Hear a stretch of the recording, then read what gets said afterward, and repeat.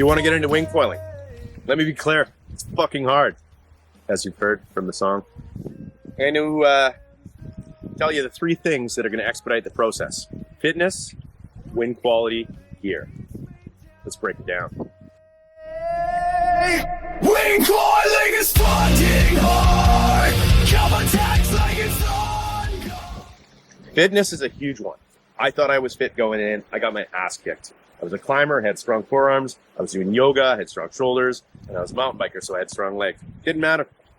You need specific fitness to this sport. It'll all help. Having big muscles, pressing 100 pounds above your head, that's not going to help. It's the stamina, flexibility, mobility, balance. Those things will help you a lot. Having endurance and mental endurance, the tenacity to keep coming back and trying and getting your ass kicked is a big part of it.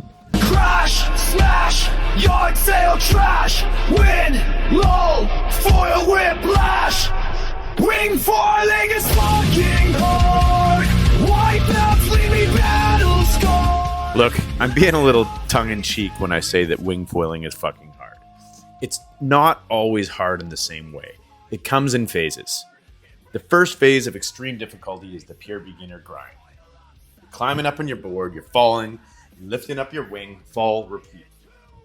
That's where you're basically doing 100 push-ups and 100 shoulder presses every single session, just from trying to stand up. Then one day it clicks. You get up on foil, you figure out a little posture, you get some efficiency, suddenly it's easy. You're flying, you're cruising, life is good. We interrupt this serious crash reel for a very real message from our sponsors. Tired of getting blown off? With Tinder TM, you'll always find the perfect match. Swipe right for steady 20 knots. Swipe left on those sketchy, premature gusts. Tinder TM. Because sometimes you just need to get lifted. At Wing Burial Services, we understand the pain of losing a wing before it's time.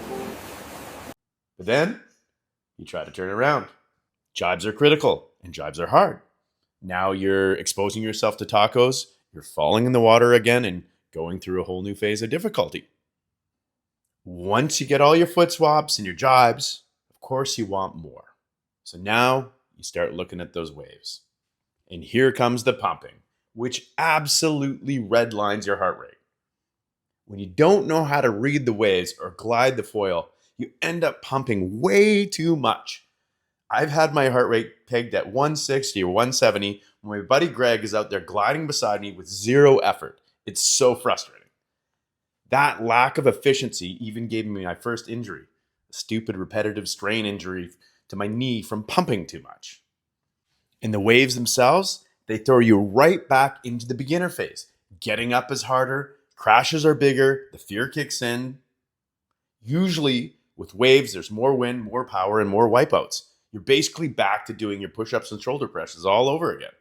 And once again, you figure out how to ride the waves, you figure out how to glide, and it's easy again. That's the cycle. Beginner hard, then easy. Jibes, hard, then easy. Waves, hard, then easy. It never really stops. And that's the reality under the joke. Wing foiling is fucking hard, but it's also this constant dance between struggle and flow. Every time you level up, it gets easier until you chase the next thing that makes it hard all over again. Are you tired of explaining to your partner why you need just one more wing? With Quiver Insurance, you will never have to justify your addiction again. Get on a big board. I've said this before. Big board, big foil. Give yourself your best chance. Don't try to save money. Get big board, big foil, and then sell it and get to your intermediate gear. You're gonna progress way faster. Big wing, big foil gets you out of spoil. Tiny board sinks fast, endless paddle. Next up, I talked to a guy named Steve that I met at Nitinat Lake, and he gives his 2 bits on gear and wind. I started with a foil that was too small and a board that was a sinker board, and I thought, well, I'll just try harder and I'll be fine. Classic mistake. But then, I started questioning, is it me or is it the gear? Is it me or is it the gear? So I should buy new gear because surely it's not me. But of course it was me. Okay, let's talk about wind. I have a tendency to go out in the really light wind before the wind kicks up. So here at Nitinat, the wind kicks up every afternoon. Yeah. But around now, it's like 3 knots, and Yeah. then it's 4 knots, and then I get my gear and I rush out onto the water. And in the really light wind, it's hard to progress as a beginner. Yeah. It's really hard to learn underpowered. And you got to pump, and I burn myself out before the wind comes up in the afternoon. Yeah. So patience, everybody. Just wait for the better wind. You know, I agree with that, but I also agree with, I think that going out when you can barely balance on the board and you're standing up, there's not enough wind, that and getting, and struggling and that learning to pump and figuring that out. I got a lot of benefit by going out. Yeah. It sucks and it's demoralizing because you get your ass kicked and you're probably not even having a lot of fun. But learning to pump in low wind and then all of a sudden when you get up, you're like, holy shit, I just got up in 9 knots with a 5-meter wing. And, it'll take forever to do it again, but you learn a ton from that. It's not fun, right? And the other nice thing about low wind is there's nobody else on the lake. Yeah. So you don't have to dodge kites or whatever. We interrupt this video for a message from our sponsors. Because this channel isn't monetized, we rely on our sponsors to keep it going. Tired of your bladders blowing up like cheap balloons? Introducing Bladder Patch Pro, the only repair kit guaranteed to last at least 1 more session. And when we say multi-purpose, we mean it. Blow-up dolls, condoms, duct tape. If it holds air, it's fair game. Bladder Patch Pro. Slap it, pump it, pray it. Yesterday, I had a huge success. I did 20 tacks in a row. And so you're working out your jives. Yeah. I'm working out my tacks. And I got 20 in a row and I unlocked them both directions. Bang, bang. And I went all the way up lake. But it took me, I don't know, I've probably done 500 tacks now to get to there. And that's 2 wings destroyed.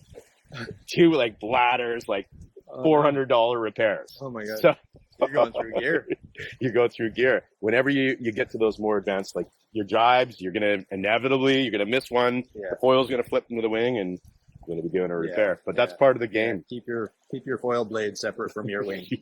If you can. Yeah, try your best, but inevitably wear protection because, wear protection. I wear a brightly colored helmet in case I get lost. Yeah. Safe sex when foiling. That's right. Exactly. Thanks so much. Cheers.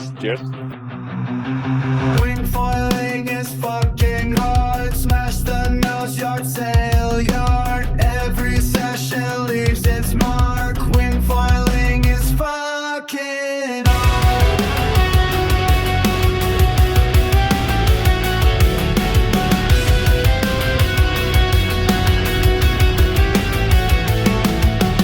Lost payloads, I'm dead in the drink. Board sinking fast, no time to think. Help on a foil drags me down.